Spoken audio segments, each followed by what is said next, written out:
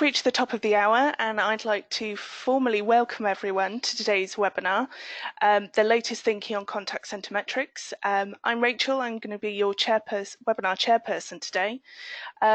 Delighted to be joined by two brilliant industry experts in kind of the call center industry. To Joe Hale, I mean, we've got you down as customer service expert, which sounds very mysterious, I have to say. It sounds very posh, doesn't it? Yeah. All of which I'm not, so that's good. And I mean, what would you say that kind of means to you? I think I'm just really passionate about customers and teams. That's the most important thing for me in any, that's why I've worked in call centres for over 25 years, is it's all about the customer and the team that you work with. Brilliant. And delighted to welcome back an old favourite, Mike Murphy from Genesis. Welcome back to one of our many webinars we've done together, Mike. Indeed, Rachel. Thank you very much. Hi, everybody. Great to be back again. And yeah, looking forward to this webinar. It's not frequent, but it's a regular, if you like, title, isn't it, Rachel? Like we've done a really popular one, actually. One of our most popular ones from last year. I think it's ever, for me, it's ever changing, and I really like that. And kind of to Joe's point as well about our sort of the work that we do in the space that we do, like with customer activity, or like working with brands to help them manage their customers. To me, that's just been ever changing all through my career. Really, it's been fantastic, and I just love the fact that we're always learning. There's always something new to learn, and that's just super. And for people who haven't heard of Genesis, I don't know whether you want to give a quick introduction. Yeah, so we are a global company. We're a software company, and we make great software for helping companies manage their customers really, really well. And we kind of do the whole thing that we would say in software, so it's easy. And from that perspective, if you like, we've got a good rating by people like Gartner, and our customers give us great feedback that we do a good job. And yeah, it's good to be at Genesis. Brilliant. So we are having our discussion alongside this week in our chat room. It's on callcenterhelper.com/chat. You just need to put in your first name, last name and email address, and it will take you through to the chat room. First added bonus of being in the chat room is that you can download a copy of the webinar slides. Both our speakers are covering a lot of information, so you can follow along with them, and you can download the chat log alongside at the end. Second added bonus is that we are running our traditional bottle of champagne or a box of chocolates for the best tip.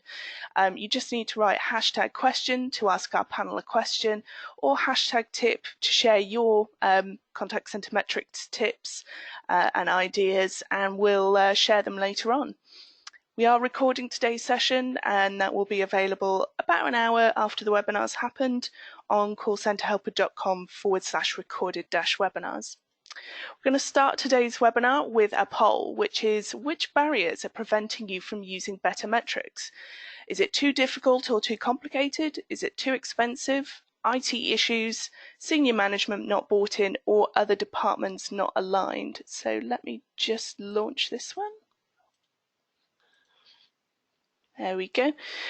Joe, I don't know what your thoughts are. What do you think is going to come out? I think it will be. It could be any of them. I do think there's something around difficult and complicated. Sometimes I think that gets quite common. And then if it's too difficult and too complicated, it probably is meaning that the IT outcome of that is huge. But I also think there's something about other departments not aligned and managers not bought in can also, again, drive that. But I do think it will probably be complicated and difficult, or too much is the other option. So I'm going to share the results. So you can see 41% said other departments not aligned, 37% said IT issues, 29% say senior management not bought in, 28% say too difficult or too complicated, and 23% say too expensive. Mike, is that what you expected to see, especially with the IT issues?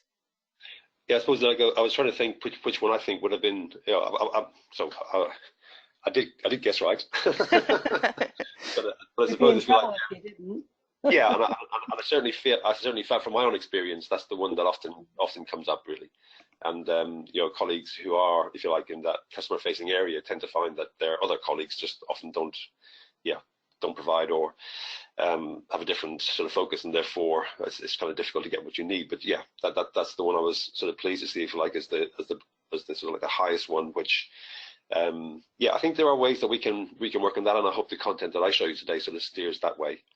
Yeah.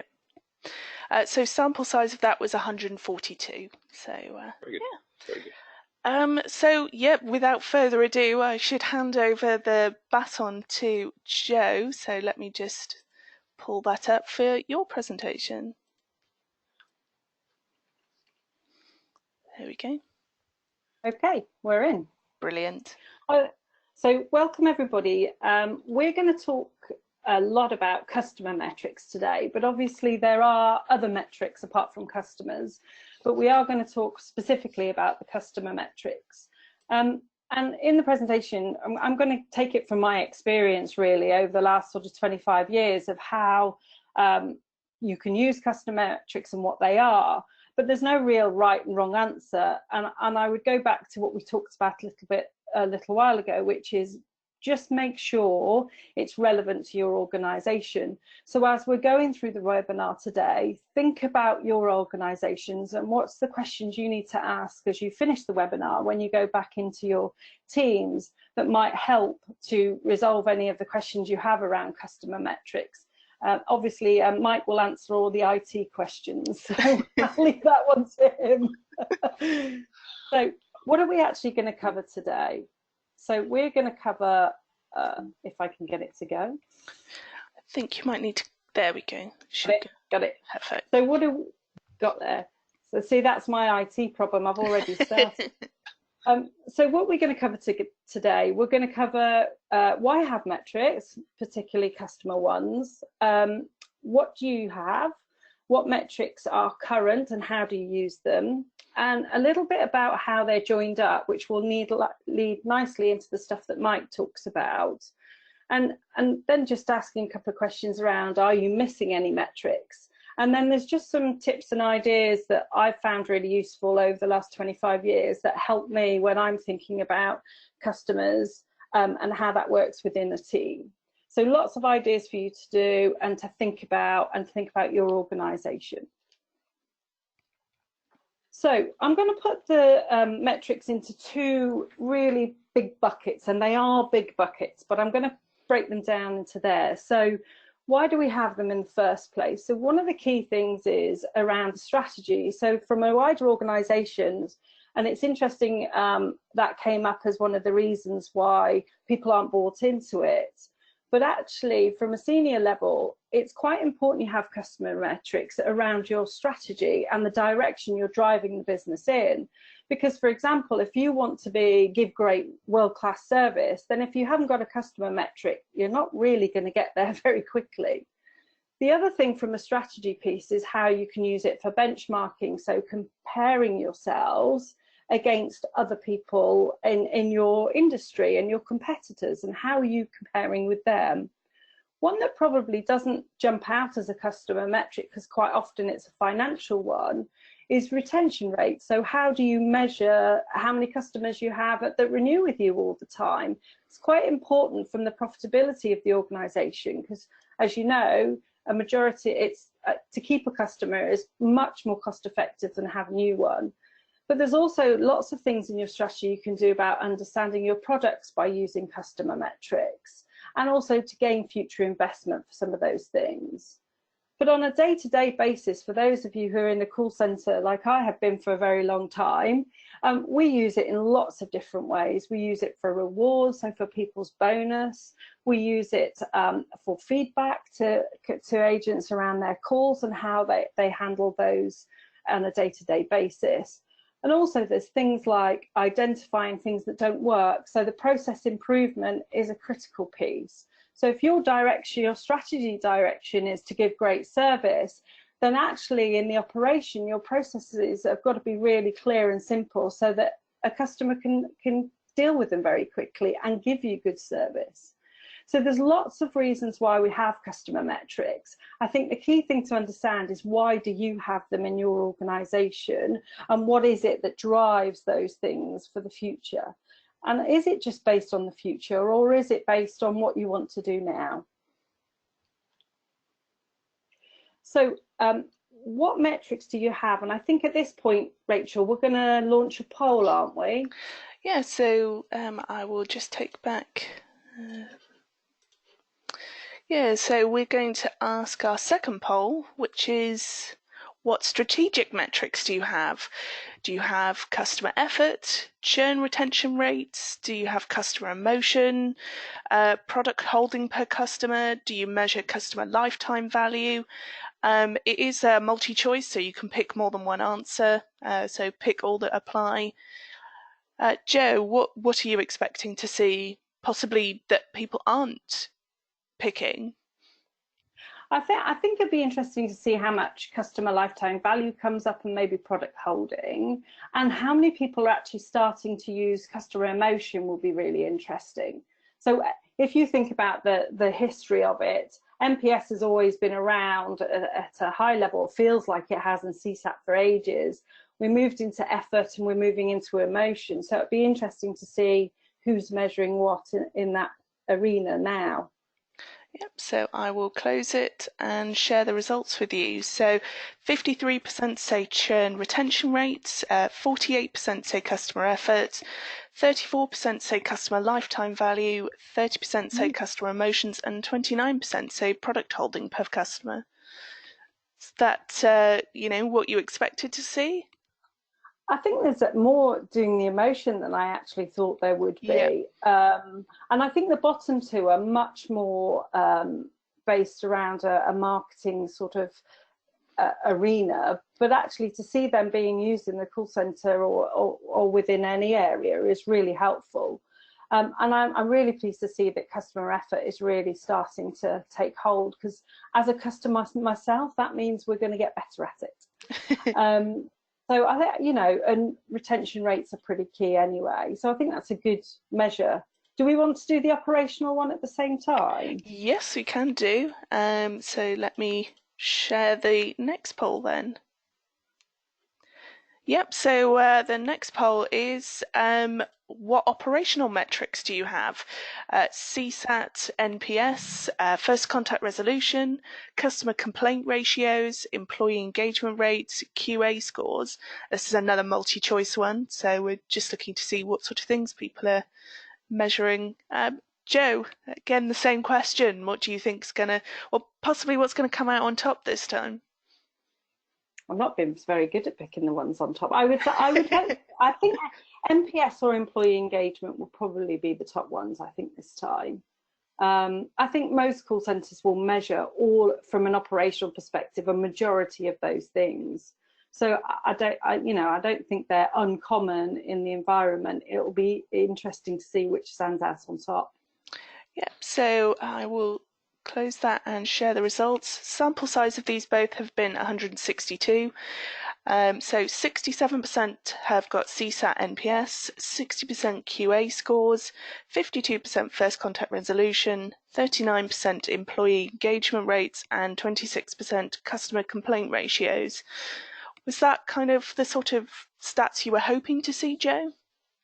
Yeah, I think NPS would stand out. I find it interesting, customer complaint ratios. So looking at, the amount of complaints you get from across all your customers, and actually in some of the organisations I've worked in, we've actually got that down to an agent level. So how much they're generating, and usually you find out those sorts of things are really helpful for training and feedback on areas that they need to understand a bit better.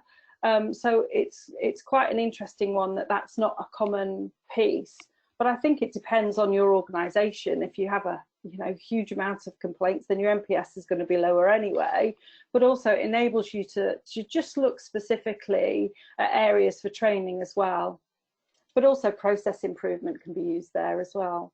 Yeah, so I think hand it back over to you, so I'll make you the presenter. Okay.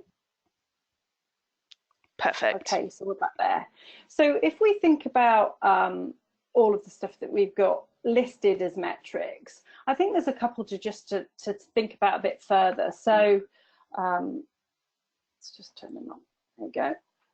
When you're using your metric that you have, think about them in that way. We've talked a lot about customer effort. So customer effort, I think, as Mike referred to earlier, it's probably my favorite customer metric. And the reason for that being is it started in about 2010 with a Harvard Business Review article that talked about stop trying to delight customers. So if any of you have an opportunity to read that, it is going back to 2010, but I think it's really relevant now. And although things have moved on, it sort of gives you a basis of how it started. So it's all about the interaction that you have and how much effort a customer has to put in. And one of the things that I think is key as we move forward within the industry is measuring that at all channels and all interactions. So, when Mike talks later a little bit about the technology you can do, having those customer effort scores in different environments and through different channels is going to be critical, because you need to understand how it works for that customer. The other thing I would also say about the metrics that you have and pulling things out, if you understand the product holding of your customer, it's also helpful from an agent perspective to understand that how they work and what they can suggest for the customer is the best product for them, understanding if they can see the product per customer. So I think those metrics are key. I think NPS and CSAT, NPS for its piece around giving you that wider loyalty to your organization. And CSAT for me is very much about the here and now and the interaction. So I think it's important, depending on where you sit in the role that you do, that you use those metrics, but it's really keen on where you use them and how you use them. So talking about using your metrics, we'll split them back again into the strategic and the operational. But from a strategic level, there are so many ways that you can use your metrics. But I just want to focus on a couple that I think are really critical in a customer organization. And that's all the work that we all do every day. When you're talking to customers, you need to have the engagement of your employees. And also it's about how you share that across your organization. So there's many times when you go into an organization where you go, what's our customer metrics? And they talk to you about their customer metrics. But then you go and see the call center who will have a different set of customer metrics. And actually the two can work side by side together. So the importance of sharing metrics across the organization and making, particularly if you're trying to create a culture around the customer, engaging your teams in the process of either finding out what's wrong with the errors. So things like process improvement is brilliant. I've spent in loads of organizations time reading customer letters or actually emails, coaching on different types of call types. A great success we've had when you're trying to get organizations to, and particular senior members of the team, is to play them calls in their board meetings. I've done that on a number of occasions, and that helps hugely for people who don't necessarily, who are more senior in the organization, wouldn't listen to calls every day like you do, really hearing the calls of what's going on in their business. So I think it's quite important to use your metrics in a way. I also think it's really important, I don't know about you, but I used to get a scorecard across my desk every day, metrics across my desk every day. How often did I really use them and look at them? And how often did I make decisions based on those metrics? So the other thing I'd encourage you to do is, how are you using them? What are you getting from them? And are they changing any culture or behavior within your organization to help you understand the business a bit more? So they're critical ones on how you use. The next piece is around, are your metrics joined up? So as we talked before, you can have metrics within your marketing team that not necessarily in your call center, that head office use, that aren't visible to other people. So there's a number of ways you can do this. So a great way to do it is, do you have customer journeys? Have you mapped some of your customer journeys, and have you put your metrics against those customer journeys? So an example I can give here is I recently ordered a new bed, and before I even got delivery of the bed, I had 5 texts and an email. I'd ordered it online just to find out how I was feeling about what was my net promoter score for actually just going on their website. But actually, when you lay that out as a customer journey, over the period of after I'd got my bed, I'd actually had 22 different contacts and emails just to find out where it is. Now, I wonder in your call centre, how many times do customers say to you, I've had loads of contact from you? And that could be because your customer journeys are laid out, but they're not always across all the channels. And because you'll be looking for feedback on an agent, maybe the marketing team are looking for feedback across the organisation and the journey they've had. So just think about, are they joined together? And then also, I've run customer journey workshops. The customer journey teams have come to the call centre and worked with the centres to drive different types of journeys that will help and to get feedback on them. Another critical thing is also just to understand who owns the metric. So is it your metric? Is it used wider than you? Do you know if your CSAT for your centre goes to the board? Does it go into the board meetings on a quarterly or monthly basis? And also think about how you want to influence it. And when you've got all this data, as Mike will talk about later, how do you use technology to make that join up a little bit easier? And then once you've had a look at some of those things, do you actually think you're missing any metrics? I probably think your answer will be, we've got too many. But actually, it's deciding which ones are really important to you. And if you need investment, how can you get that? What is it that's driving from the strategy will enable you to get investment? And then also think about other things that you can do for customer feedback. We used to run, a few years ago, we used to run customer sessions where customers who'd had a complaint, and we'd resolve their complaints. We used to go all around the country and invite them in and ask their feedback. What happened? What went wrong? What did we put right? How did that work? And their feedback generally on the experience they'd have with us. So there are other things that you can do, but I would suggest you probably have the data that you want. It's whether it's in the right place for you to use it, but also, is it the right stuff that you're measuring, and what are you doing out the back of it? And then finally, I've sort of done a little bit about some tips to do. So one of the main things I think is really important is sort of like a KPI tree, which I've mocked one up for you to show you in a second. But understand the metrics for your customer. What are the key bits? Where are they used? And what metrics are key to your strategy? Understand how they work. What makes them work?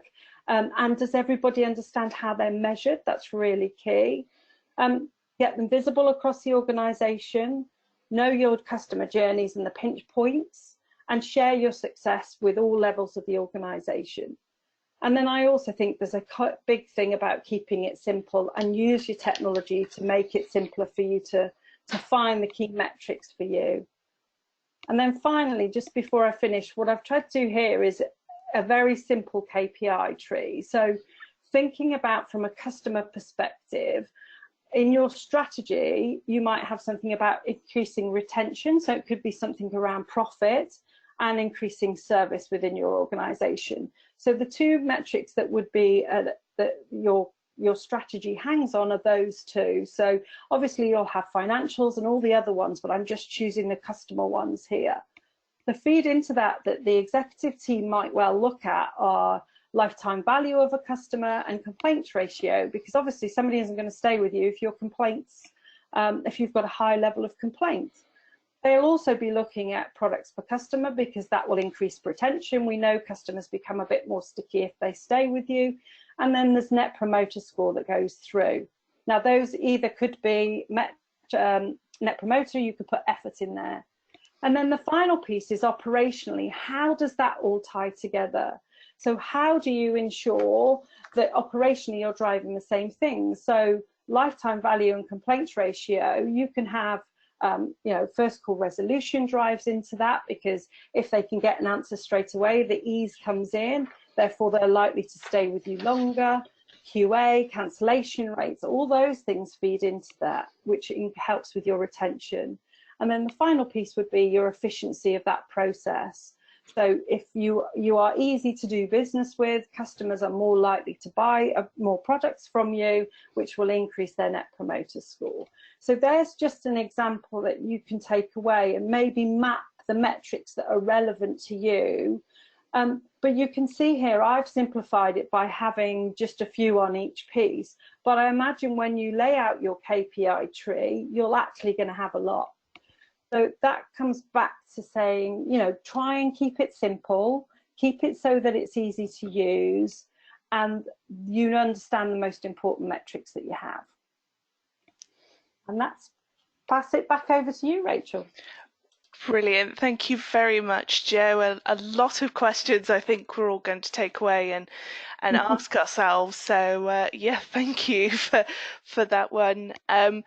We're now going on to our top tips and questions. The chat room has been flying with your tips and things. Sadly, Liam, you will have to do a better tip than I really like champagne in order to win the champagne. So let's see what everyone else has been sharing. So we've had a question in from Tatum who said, how are people measuring resolution? By that, I mean the goal of the customer rather than the resolution from the agent. Jo, I don't know whether you have an answer for this one. I think it's a really interesting question, because we do look at the resolution of the agent rather than the goal of the customer. So I always think about the goal of the customer. I can relate it to when I've had complaint teams. So the resolution, if you think about a resolution of a customer, is to go away happy, isn't it, to a degree, or the goal of the customer is to get an outcome. But actually in a complaint, sometimes you just want to make sure the customer's had an answer, whereas it hasn't actually properly resolved. So I don't think we hugely measure it. I do think you're right. We just focus on the resolution of the agent. I don't think we totally get the goal of the customer. And I think that's why it's really important, if you have speech, to use things like speech to interpret that, because when you're sat on a call, it's very easy to think you've resolved it, but actually you can use speech to really play that back with the sentiment that's on there and understand whether that has been resolved. I quite like to use that question with an agent, which is, have you resolved it? And then ask them, do you think the customer was happy? So that's actually getting them to think, and you have to listen quite a lot to get that. Fab, thank you very much, Jo. So Russell sent in a tip saying, we combine measure, so CSAT, NPS and effort, into a single one voice score. This is our board level measure. Jose sent in a question saying, from the QA perspective, what are your thoughts about QA scores versus voice of the customer satisfaction surveys? Do they align? Mike, I don't know whether you have an answer for this one. Yeah, well, I think they do. I mean, if you want to try and sort of compare your sort of score versus the customer's score for that same interaction, maybe that might be a bit more challenging. But I think it's absolutely good to kind of look from both perspectives, and if you like, one should validate the other, or it may not. And if not, then we can start to investigate why not. So no, I think that's definitely valuable metrics to run and work against. Fab. So Brianne sent in a tip saying, we actually do a hybrid matrix to incorporate our agents' QA scores with the customer survey scores. So far, it's been very positive and impactful. I think, can I just add on that one, just to say that I think it's really important that you don't just look at one metric in isolation. So I think this piece, Brianne, that you've put about QA score, customer feedback scores together, they do indicate different things. So I think if you can get metrics that link together in the journey, that you can then feed back to an agent, they have a much better understanding of how it works. Yeah, thank you, Joe. So Crystal said, metrics need to be set up with the customer needs in mind. Customer experience and moments of truth need to determine these metrics in order for it to be successful and sustainable. Isla says, some KPI and metrics can contradict good customer experience. Be careful what you go after. Crystal, obviously, after the champagne, saying, start thinking from the outside in, meaning think like a customer, and then start your metrics from that angle. Joe, would you agree with that one? Totally. You might get the champagne off the back of that one. Yeah, I think you have to think like a customer. I mean, I don't know whether you've done it. Anytime I join an organization, I always phone their call center. And I phone just to find out, number one, how long is the messaging, what technology you've got. So great insight. We used to do it in a lot of our call centers. We'd phone for the day, phone our competitors and phone ourselves and do comparisons. Great way to find out what's going on from a customer perspective. Oh, that's a great insight, actually. So Dan's asked, how would you measure ticket quality? Not number of tickets reopened, but how well they've been logged, touched and resolved. Mike, I don't know if you have some thought on this one.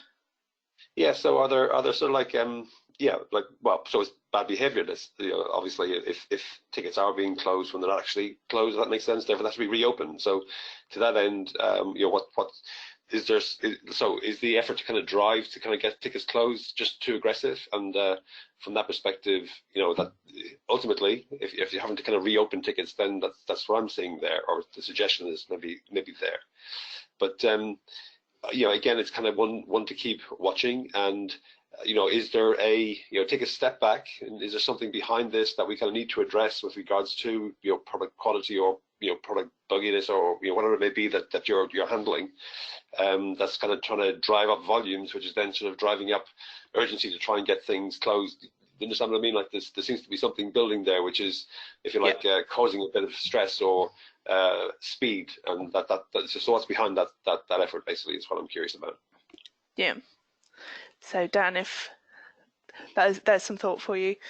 So Timothy sent in a tip saying, we've had great success looking at repeat callers / repeat activities to determine where an issue hasn't really been resolved.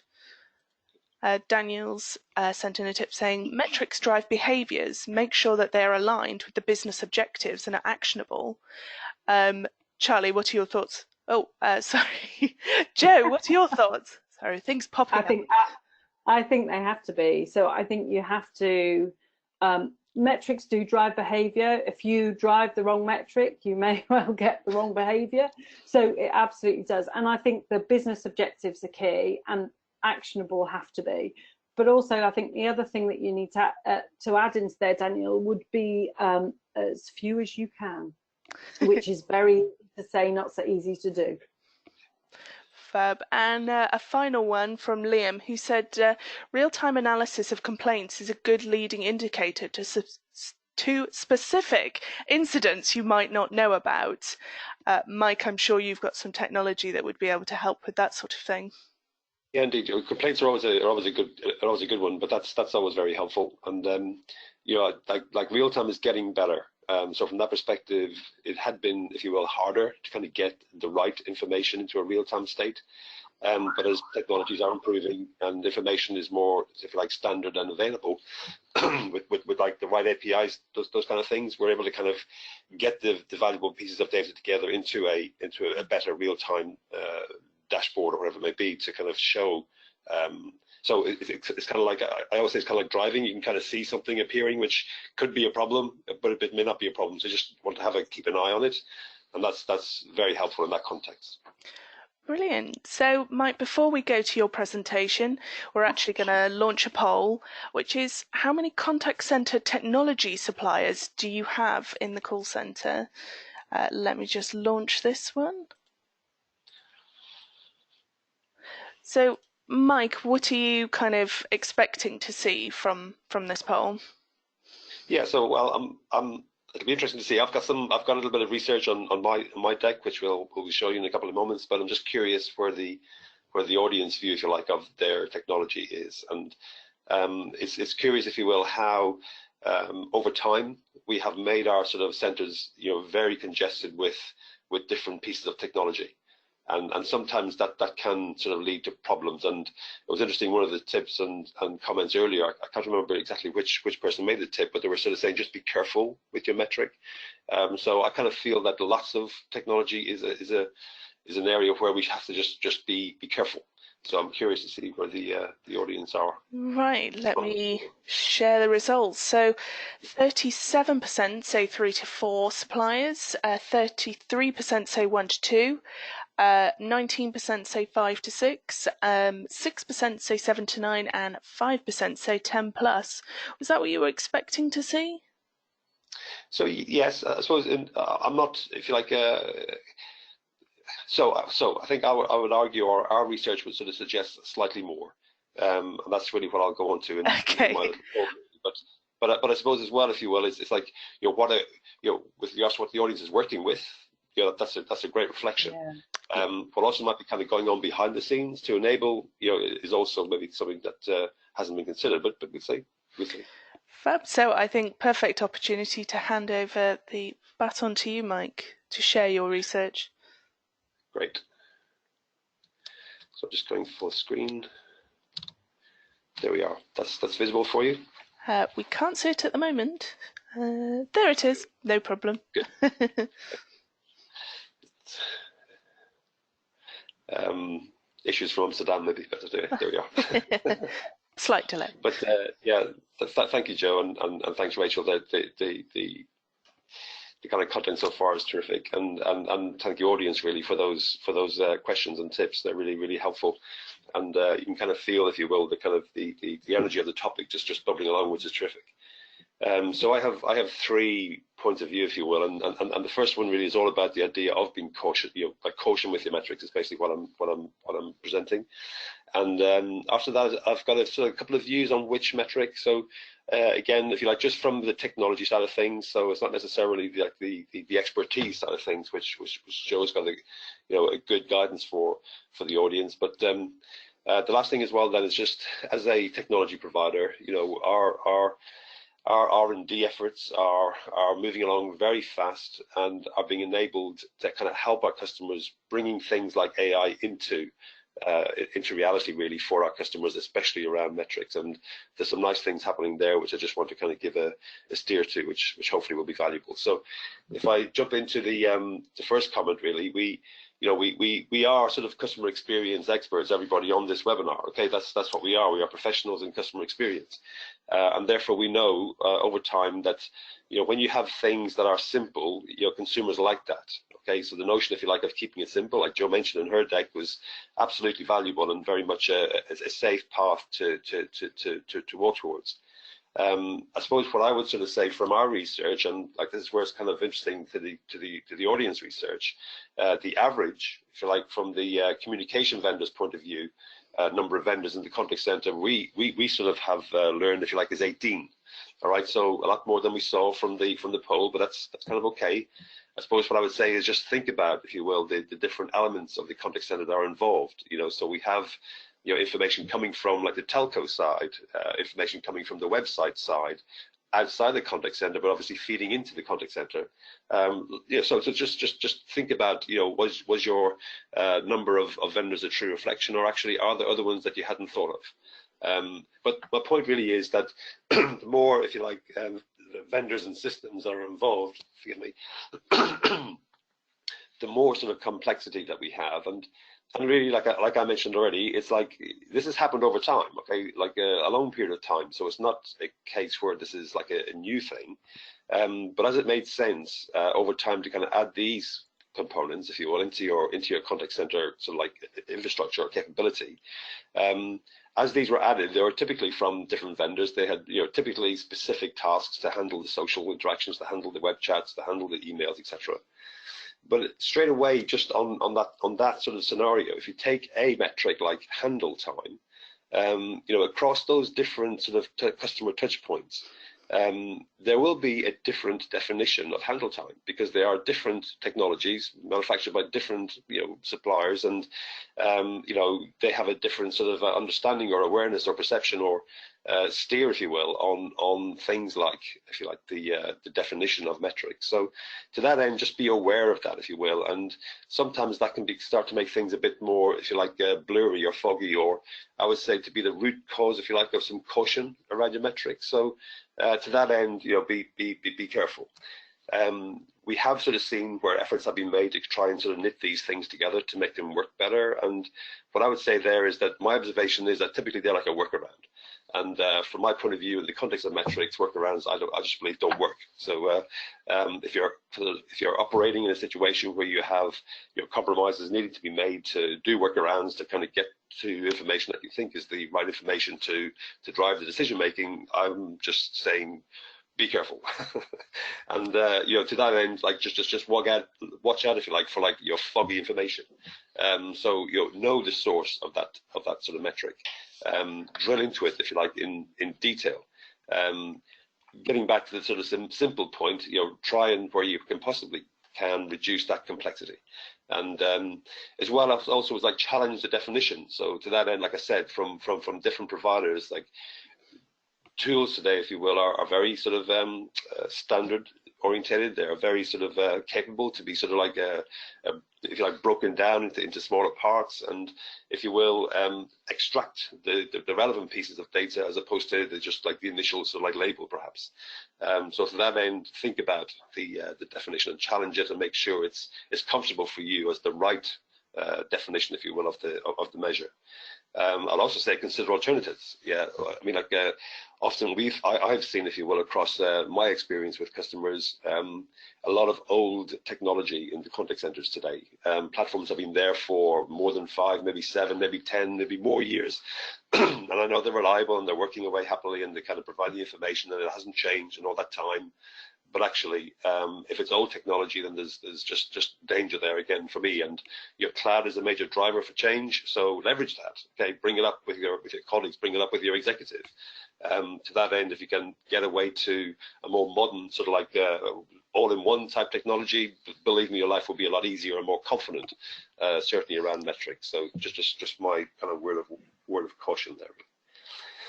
The next sort of topic really is just my sort of context on which metric. So certainly customer satisfaction we have seen is kind of I would say raced ahead a little bit around a comparison versus the Net Promoter Score. And I've got two views here. I think customer satisfaction is pretty sort of easy to kind of get to the customer quickly. If you like, you can sort of like boil it down to some, two very simple questions. You can shoot off an SMS after an interaction, or you can ask the customer in sort of conversation. So again, like I say, it's easy to kind of harvest customer sat. I think Net Promoter starts to become a bit more challenging because I kind of either need to educate the customer about what it means, the NPS, the fact that there is 10 different scores, and I'm kind of trying to ask you, Mr. Customer, which one are you? I want you to be a sort of promoter, not a detractor. And actually, is it a 6 or 7 is kind of still like a detractor. So to that end, I don't kind of want to say a customer going like right down the middle is actually not very useful for me as a response. So I think because of that complexity, perhaps that Net Promoter is maybe less frequently used or could be blurred. Certainly from a, if you like, boardroom perspective, it's a great vehicle, and absolutely sort of seeing progress on that works very well. We've kind of seen that.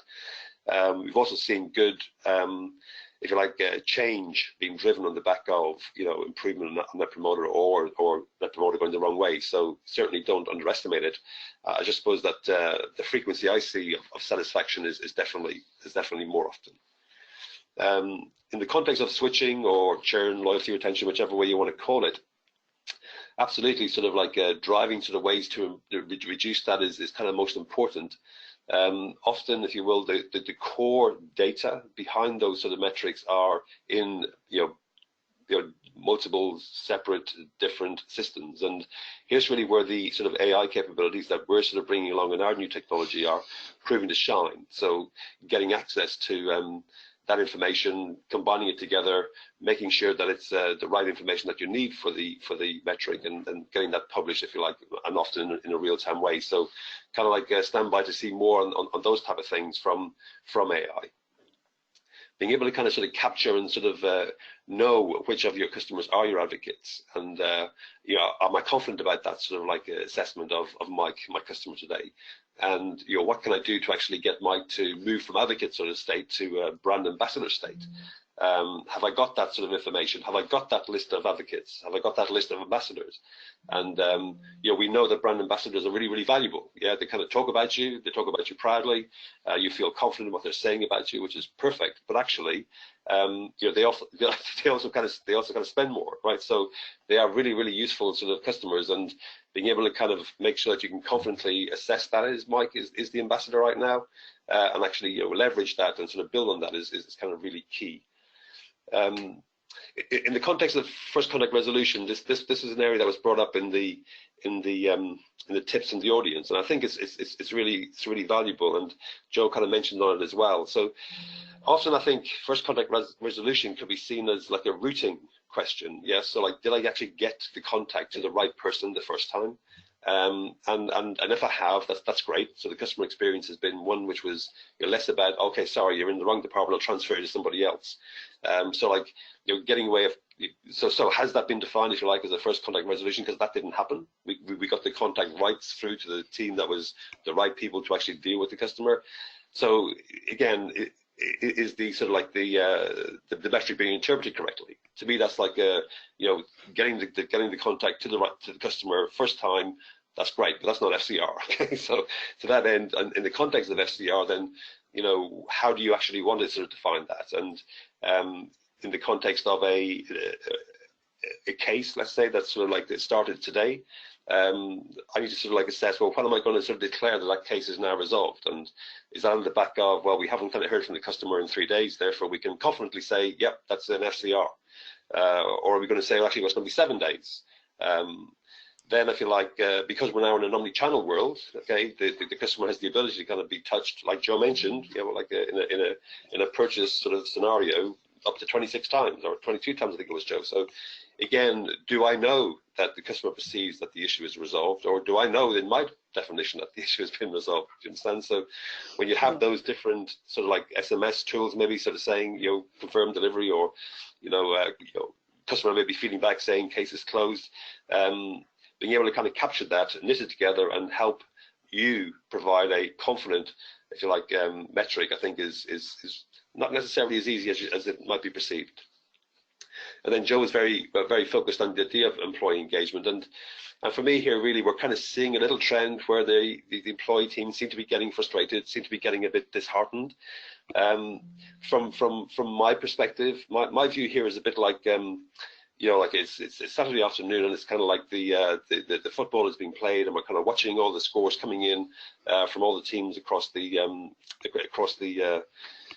country. And you know, to me, I feel like scores should be shared, should be public, they should be openly sort of like displayed. And if you will, the less of, if you like, of sort of like one-to-one types, to me, the less of kind of one-to-one types of like scoring and feedback, if you will, to me, if you like, is not necessarily the best thing. I kind of want all information to be shared, and therefore help us to behave more like a team. So I believe that would sort of get a good way to kind of start resolving that sort of challenge about disengagement. And you know, I'm a guy who kind of works in like a sales role, and in that sort of scenario, information is just, you know, has to be kind of publicly displayed about all of our performance. And you know, some people are uncomfortable with that, and some people aren't. But I think, you know, better results are achieved by having information displayed, good and bad, because that kind of steers us all towards improvement, right? And don't hide it, I suppose, is my point. And if you do hide it, I think the consequence could be, you know, a lack of engagement, perhaps from the employee, sort of quiet frustration, festering, sort of like, oh, that's you know, for those type of things. Anyway, my perspective.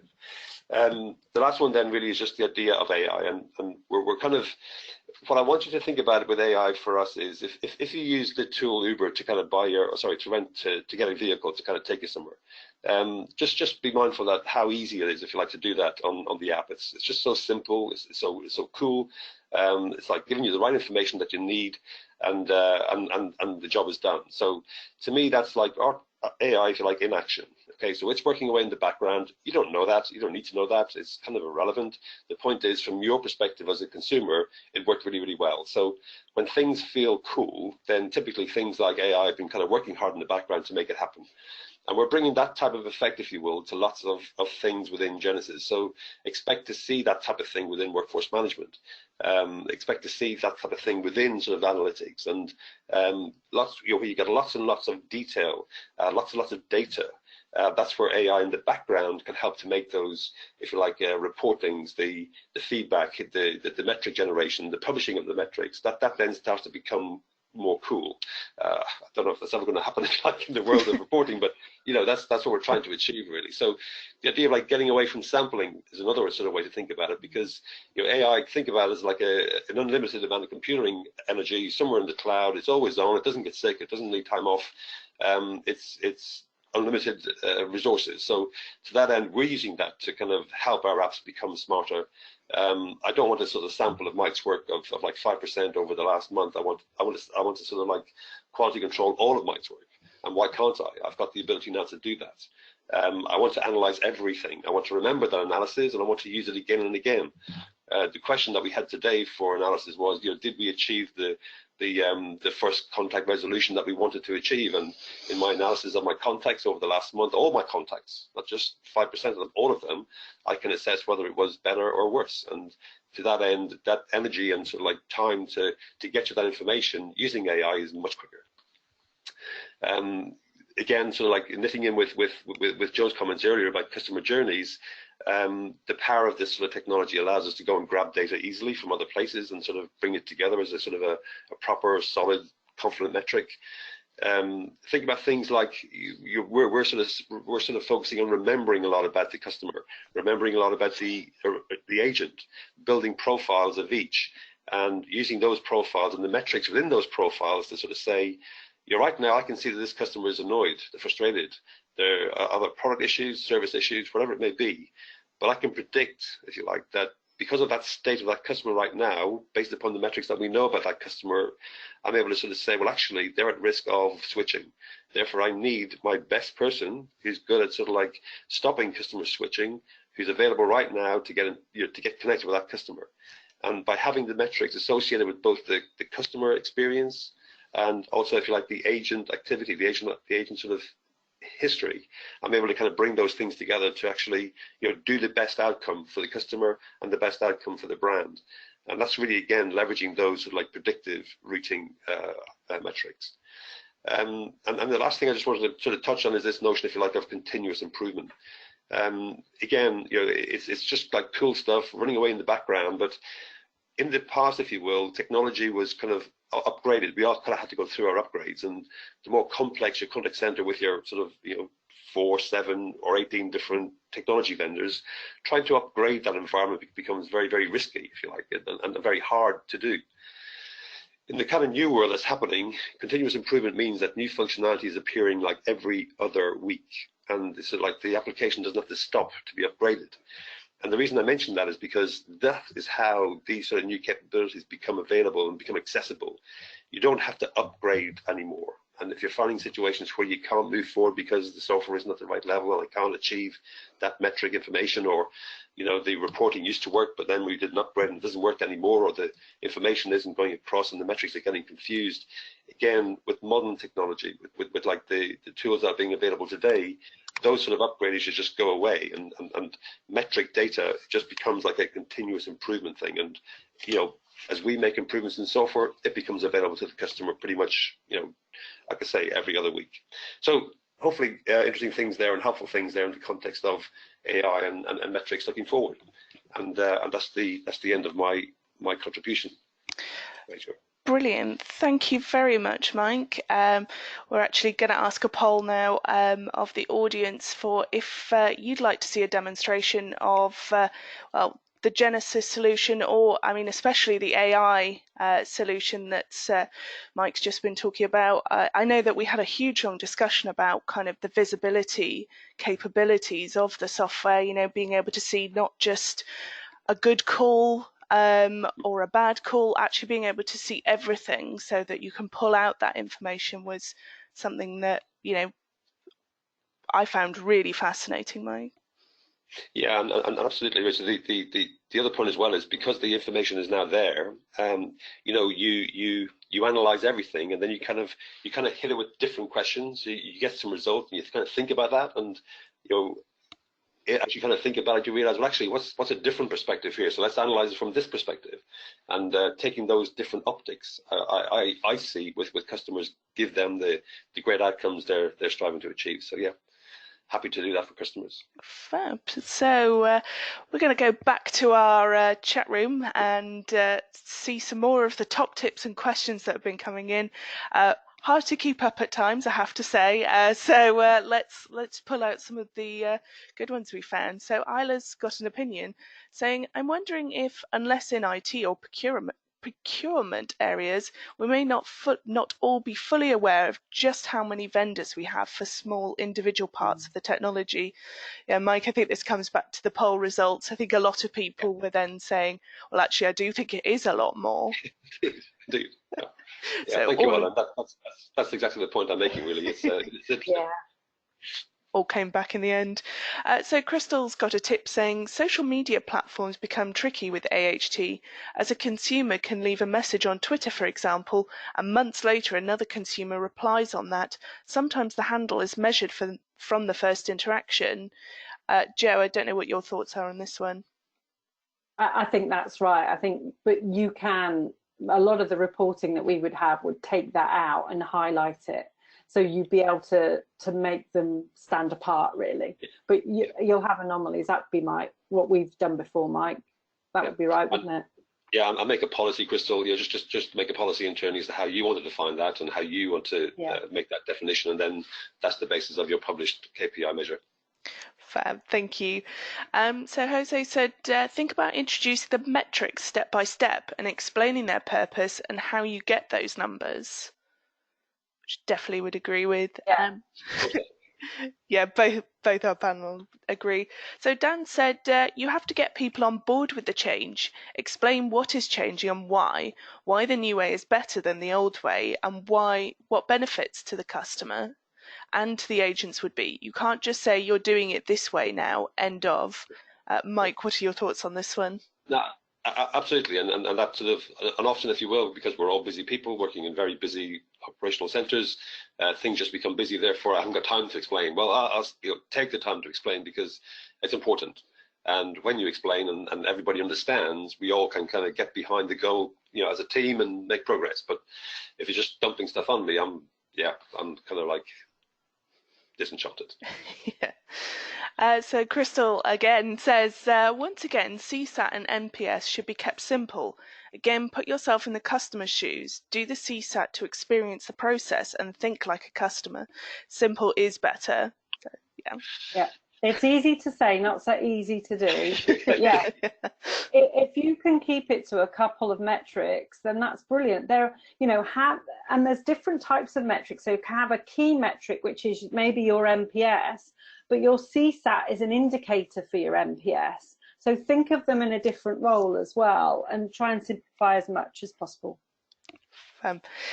So Ray said, use all resources, agent and technology, to make it simple for the customers to do business with your company. If you're the easiest and most efficient to deal with, customers will navigate to your business. And I think we've got time for one more tip from Dennis, who said, aside from management of the call center, it's useful to use metrics to cost justify required investments to improve KPI results. It also makes the metrics real to the financial managers of the organization. So thanks very much. As you can see, we've got a huge number of tips and things. So we want to ask in 1 or 2 words, what did you like best about today's webinar? If you could just put that in the chat room. Today's winning tip is from Heather, who said, we invite our board to a back to the floor session biannually. Great opportunity for agents to showcase their abilities and for the board to truly understand what challenges customers have when corresponding with the business. So we'll be in touch with you afterwards. Just a reminder, we have our own survey, which we ask. It's only 4 questions long. It just gives us feedback on improvements or, what you've thought was great today. So we have taken a replay. It should be available later on this afternoon. A reminder that we're back next week with the best ways to schedule contact centre advisors. So you can go and register for the next webinars on callcenterhelper.com/webinars. And I'd like to thank our two brilliant speakers today. To Jo Hale, thank you so much for all your insights. Thank you. And to Mike Murphy from Genesis, thank you very much for your presentation and everything. Thanks, Rachel. Thanks, Jo, and thank you, audience. Thank you, audience. Fab. Thank you all, and we'll be back next week. Goodbye. Excellent. Bye. Bye-bye.